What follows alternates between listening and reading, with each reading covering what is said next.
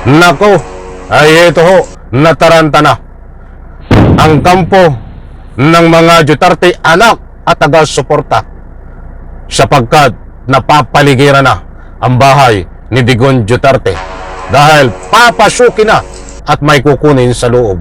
Gladys, may umiiral ba ang search warrant laban sa mga Duterte dyan sa Davao City? Alright, welcome back to my YouTube channel. I'm Andes Vlog. Ito ho, breaking news. Napapalibutan na ang bahay ni dating Presidente Digong Duterte diyan ho sa Davao. Nako, ay ito pa ang mas matindi. Mga kaibigan, biglang papasukin ang bahay ni dating Presidente Digong sa pangunguna ni General Torre at kasama ang CIDG at mga SAP. Mga kaibigan, bakit biglang papasukin mga mahal kong taga-subaybay ang bahay ni dating Presidente Digong? At ito pa, ito pa ang mas matindi. Ito, may kukunin sa loob ni dating Presidente Digong na bahay. Ibig sabihin, pagpasok sa bahay ni dating Presidente Digong ay may kukunin. Nako! Ay sino itong kukunin na ito sa loob ng bahay ni dating Presidente Digong? Ay, sino ang nagtatago dito? Mga kaibigan, ibig sabihin doon sa bahay ni dating Presidente Digong ay may nagtatago ho. Kaya't biglang papasukin at may kukunin, mga kaibigan. At ito pa, mga kaibigan, ang mas matindi.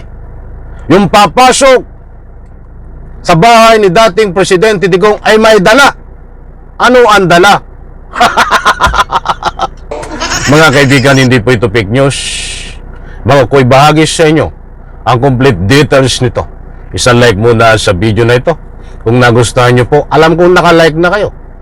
At sa lahat ng hindi pa nakasubscribe sa aking maliit pa na YouTube channel, please subscribe. Maraming salamat po.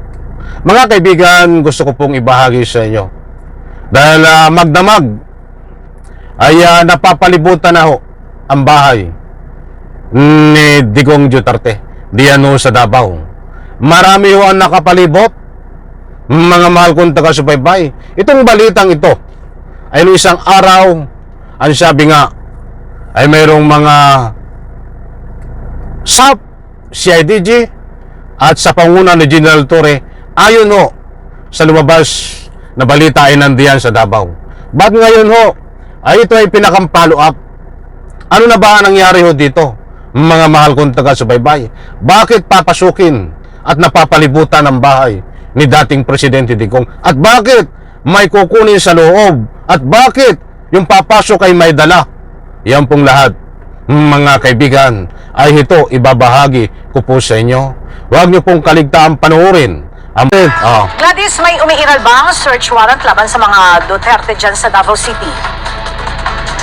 Wow!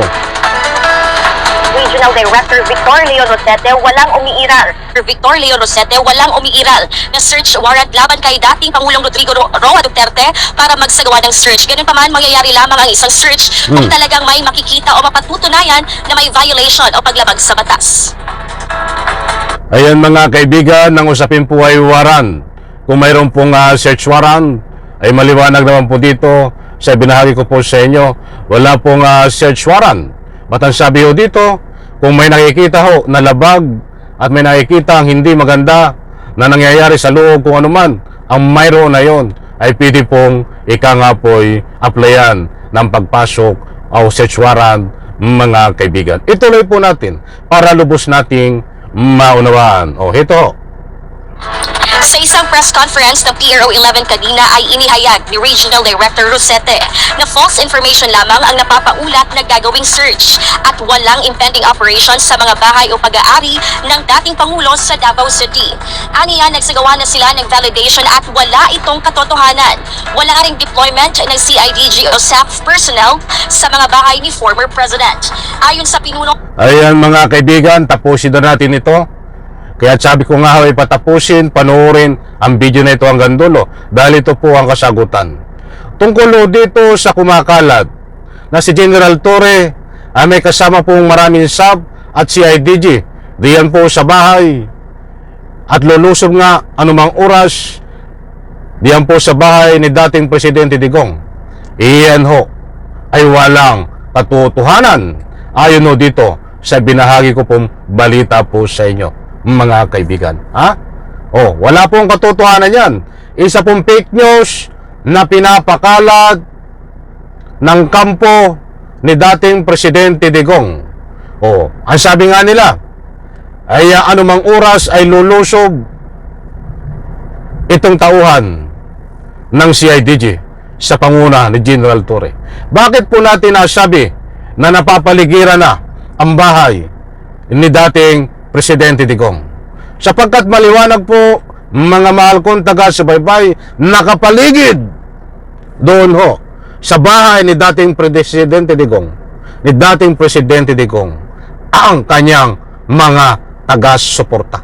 Hindi po mga CIDG ang nakapaligid doon, bagos itong mga chismoso na marites na nagpapakalat ng anumang fake news dito ho sa ika nga po according sa binahagi ko po sa inyo. Aniya, nagsagawa na sila ng validation at wala itong katotohanan. Wala ring deployment ng CIDG o SAF personnel sa mga bahay ni former President. Ayon sa pinuno ng PRO 11, maaaring ito ay isang taktika lamang o paraan para magbulot ng kalituhan sa mga tao, lalo na't palapit ng palapit ang halalan. Elas sa ngayon ay nagsasagawa. Ayan mga kaibigan, na isang taktika, strategy ng kampo ni Digong para mag-mind conditioning na naman ng kaisipan ng taong bayan na wala pong maniniwala po sa kanila. Humihingi ng simpatiya kasi pinapalabas yun nila.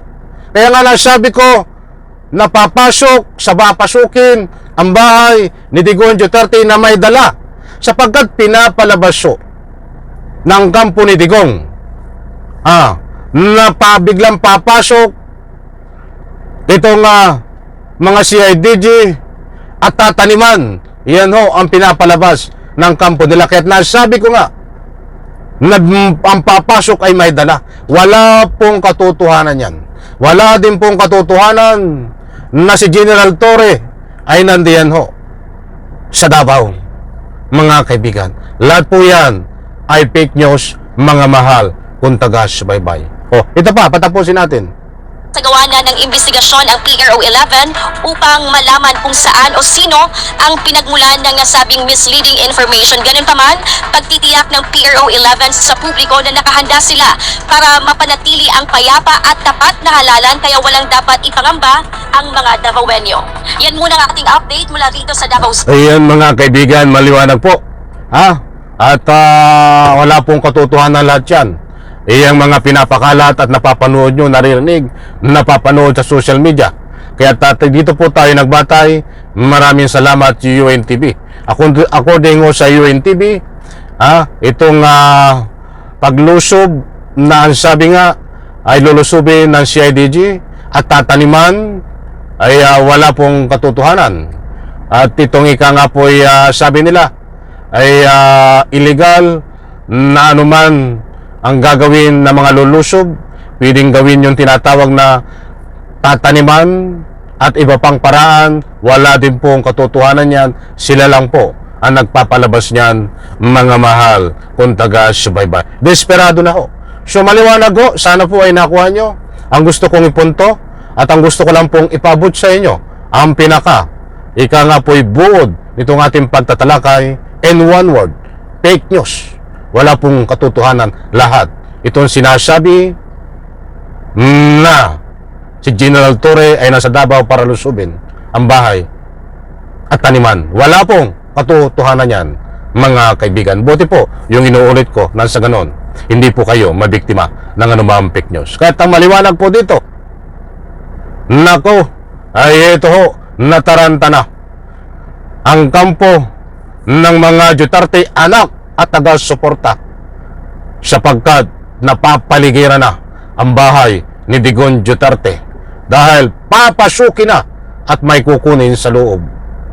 Iyan ho ay pawang fake news, walang katotohanan, mga kaibigan, ang pagpasok at operasyon sa bahay ni Digong. Wala pong katotohanan. Sanay ko sa video na ito. Bye-bye. Palakpakan.